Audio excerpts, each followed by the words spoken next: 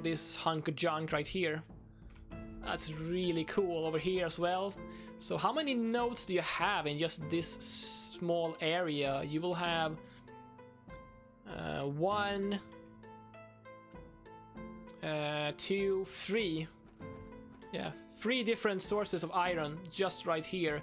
Are we allowed to build here? Oh, sadness. But that's okay. So basically we can have a little group going down with a skeleton. Once we get our production up and running, probably here, we can just go here, mine iron for iron plates, and then we can go to the farmer shop. We can buy, hopefully we can buy hemp, and they're usually gonna have cotton, so we can just buy cotton and hemp, make cloth, and we're gonna have an endless supply of resources. So we can create our weapons and armor and stuff. It's gonna be good. Let's go ahead and hand in the prisoner we brought. Good stuff. Where is he? 0. There you go. Also, this is gonna give us some. This is gonna give us some reputation with these meat bags. I was thinking we would, once we, I mean, this is gonna be like way in the future, but I guess the most like reasonable plan would be to start off with the raiders, you know, like start clearing out the minor factions, because the bigger factions can be killed basically by killing their leader, and then the faction will just crumble. So I think it's gonna be better to start off with those guys. Oh, wait, we still have someone. No, wait. Oh shit! I forgot to sell. I forgot to sell the loot. So you know, it would be better maybe to start off with the raiders and such, and you know, climb up the ladder. You know. Show me your supplies, I'm gonna buy your cotton. Do you have any hemp? No, you do not. Sell this trash. Oh, let's save this. Standard grade martial art bindings, save those. Anything else giving you martial arts here? No. We can keep these for Ross. Oh, actually, this gives you 6+. No, wait, no, right, now I remember, because they level. Yeah, the XP rate will be affected by their current skill rate, and that will also take any bonuses into account. So if you give them a bunch of equipment that gives them bonuses, they will actually end up learning slower than they would if they didn't wear those items. Now, of course, they're gonna be more efficient in battle with those items, but in the end, they're gonna level slower. I mean, it kind of depends on how you wait. What? It kind of depends on how you look at it, because they're gonna get more hits in combat, and you know they're gonna remain alive. They're gonna live longer in fights. So I mean, they're gonna stay in the fight for longer, and thus they should, you know, get more hits in and stuff. But yeah. What the flip is Flick using as a weapon? Flick is using a giant mace. It looks a bit weird on the looks a bit weird there, but look at that. That is a deadly looking weapon. It looks a bit interesting up here, but yeah, this is a really huge mace. It weighs 48 kilos, 1.7 blunt damage, a bunch of minuses, but yeah, the damage is awesome. One of the heaviest weapons ever made, one of the hardest to handle too.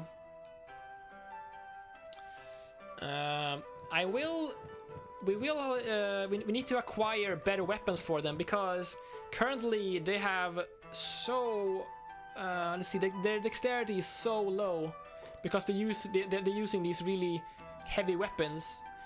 I mean, they pack a punch. Like, if you get hit by them, that's gonna hurt, but they're so slow. So we are definitely gonna want to buy smaller weapons, faster weapons, so they can get some more agility. Or, I mean, yeah, agility. Is it called agility? No, dexterity. Or what we can do is finding enough research books so we can research training, and then we can have them agility train. Actually, come to think of it, maybe we should actually have some of these guys. The problem being, oh, right, it fits perfectly. Okay, so anyone with a side weapon might just... Whoa, that's a katana. Oh, okay. This is actually 10 kilos, 2 kilos. Okay, this is gonna be slower, but yeah. Skeletons gets a debuff on learning katanas, but I think that's okay. Yeah, let's do this for now. They can use the faster weapon. Although I doubt that this is going to be a fast weapon, because it weighs 18 kilos. You do not have enough room for that. But this is a blunt weapon. This is heavy weapon, so... you can probably keep that for now until you find a better offhand weapon. You can do this as well. And also, take a look at the quality, Ross. Take a look at the quality of the weapons we use here. Because we started off in the frickin' Badlands. Let me just go ahead and do that, because you have... yeah, okay, why not for now? I believe we can always change that when we get in a fight. Because we started off in the Deadlands, we were able to, before I started streaming this save, I wanted to establish, you know, like a foundation we can start off with, so I'm not just, you know, like having to do everything from scratch. So I spent some time running around here looting all of these workshops. So we have some really good weapons with us. Model Edge Type 1, and here we have Model Mark 2, not that great. But then we have Mark 3, we have Mark 1, kind of shitty. Black Dog HQ, okay, what's that? So yeah, that's pretty good. And also, of course, Circuit with his Masterwork Spring Bat. Kind of awesome. So now we found a Black Dog HQ. I do not know what that is. I'm probably gonna have them stealth or sneak, even though they don't really need to, because, you know, it's always nice to train that. So let's go ahead and head straight for Black Scratch. We're gonna have them sneak during nighttime, because I can't see anything, so I can't see if we run into anything. Oh, is this a camp? No, it's not. Let's go this way, try to avoid the black HQ. I don't know what that is. Looks more like an axe with 15 blades. Yeah, it kind of looks like the weapon that the Skeleton King uses in Diablo, right? And I think the doesn't what's his name now again? I now always forget about it. The Lich King, not the Lich King. The final bad guy in the Lord of the Rings. Shit, not the final one, but you know, the second to final one.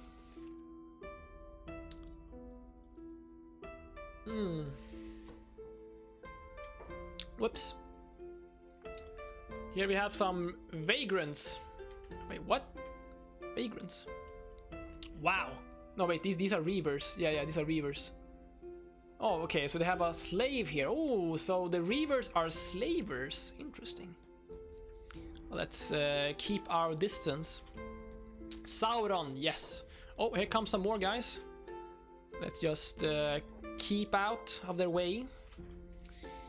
Let's stay out of the way for now. We are not capable of fighting them just yet. One of these days, we'll be able to flatten any meatbag that may come into... that we may come upon. I always forget to breathe when I stream. Relax. Nice music to relax to. Yeah, I always tense up when I stream. I always... my belly always tenses up, and I try to sound very interesting, and I try to sound energized, and yeah, interesting, energized, stuff like that. I'm trying to come up with other words to describe the situation, but I keep failing. And why do I sound like Picard? I don't know.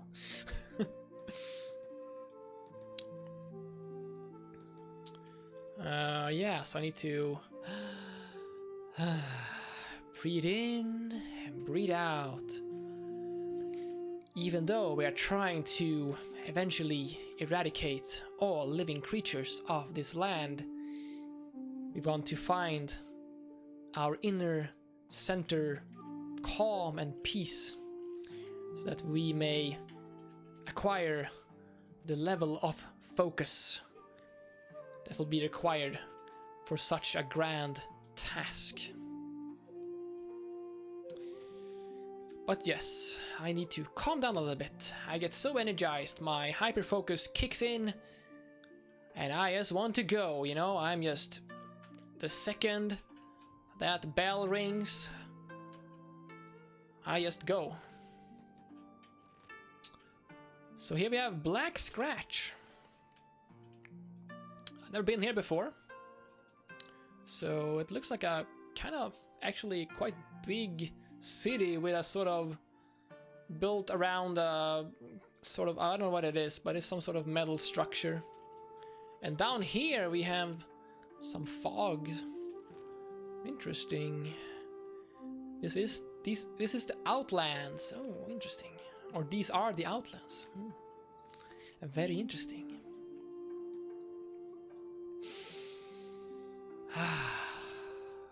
Breathing in and breathing out. The Great Library. Oh my lord, this might be perfect for us, in fact. Are these... No, these are tech... I kind of assume that they were skeletons first. Who does this belong to? I don't know yet. We need to get in and see. But they do actually have the Great Library with a tech sign outside. So they might have some robo beds in here. Oh my lord, maybe we should move. Yeah, we might just move our town here. The farm shop, a tech hunter shop, the robotics workshop. Oh, lordy loo. We may eventually move our base in here if they have anything for sale, that is. They do. They have a Y house here for sale. Very good. There's a Highlander bounty. There's a small shack. There's a ranger shop. There's a headgear shop. The mechanical shop. The farm shop. Tech counter shop. Robotics. Tech counter bar. Oh my lord. A giddy ant. Oh, this looks interesting. Okay, stop sneaking now. Let's just head in here and take a look. See, there's an iron deposit right here, with some more down here. Yes, there's a lot of iron down here actually. Interesting. Maybe we should move our base. So this could basically... Well, we'll see. It kind of depends on where the thralls are. The thralls are generally in this area, aren't they? So I think we will still remain where we are, but we could definitely head over here to trade. Alright, take a look at the giant library. I don't know what this is. I've never been here. We only have 9,000, so can't really... Ooh. Oh my lord.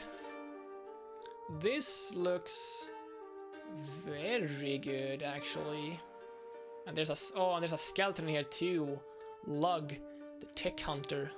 What do you have for us, Lug? Show us your secrets. What does this hold, or these halls hold? What is this place? Welcome to my bookshop. It's a bookshop. I've gathered books and papers from all over the world here. I even have a few writings from the Holy Nation. Okay, what's the point of that? Most people can't even read. I'm protecting the valuable knowledge that humans need to survive. So clearly we need to, you know, re-educate him, as it were. Give him a robot voice. Actually, skeletons are described as having emotions and feelings and acting a lot like humans. So I suppose that would be more a question of what their voice boxes are like, and as far as I know, there aren't actually currently anything that come on, my freaking mic post. There isn't anything. It's not known what they sound like, basically. Well, I said that we could probably reprogram him, and that's because he just said that he keeps these books because they hold valuable knowledge that may allow humans to survive. And, you know, I guess it's a question of how we view humans, basically. Are they just garbage that needs to be thrown out, disposed of? You know, get rid of all the biological thing.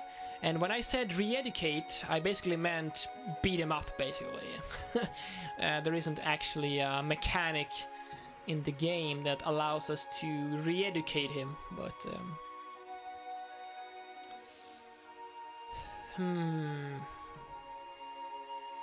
I suppose Log does provide us with an interesting option that we may also pick. Instead of killing off all the humans, we could basically try and have what they use in the Matrix. We can't really live off them, basically, but skeletons are a dying breed.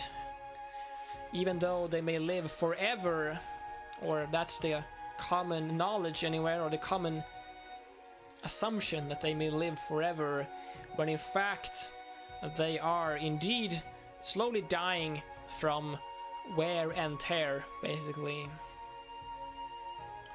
So I suppose that one option would be to save a few of the humans and keep them as stock, so they may work our fields and provide us with materials, so we may keep regenerating ourselves using our skeleton benches, and also through our skeleton repair kits, and also making new arms and such, you know? Because if skeletons are indeed slowly dying over time, then maybe it would make some sense having others do the hard work for us. But we'll see. We are still far from those. We're still far from realizing those ideas. But Log does indeed provide an interesting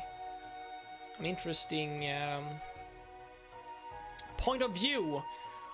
Nonetheless, the skeleton uprising is still indeed the plan, but who knows how it may eventually turn out for the humans. Anyway, let's see what it has to say.